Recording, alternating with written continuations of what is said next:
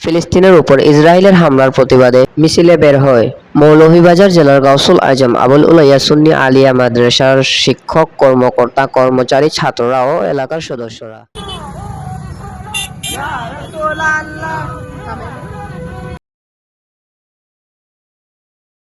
উক্ত মিছিলের পর মানববন্ধন সংগঠিত হয়। স্থান গোবিন্দপুর বাজার।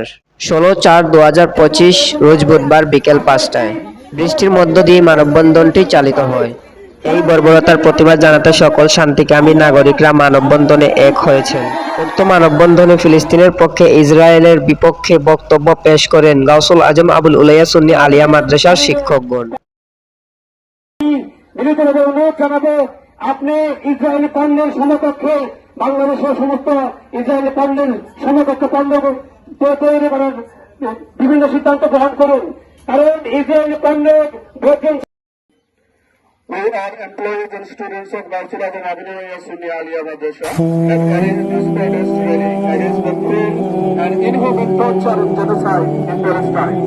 We also invited other people to join with us and raise voice against the cruel activities of terror Israel. These people, let's boycott Israel and support Palestine. Inshallah, Palestine will win.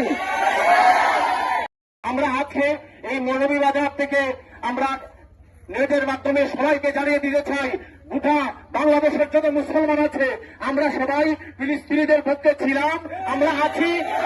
মাদ্রাসার অধ্যক্ষ মোহাম্মদ শহীদ উল্লাহ আবুল উলাই সকল ফিলিস্তিনিদের রুহের মাগফিরাত ও সুস্থতা কামনা করেন।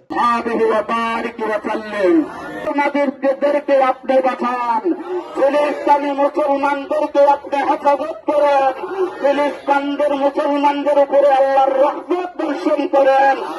আল্লাহ, যদি আমরা নাফরমান, আপনার নাম তো রহমান, ও রহমানুর রহিম নামের খাতিরে ফিলিস্তিনের মুসলমানকে আপনি হেফাজত করেন।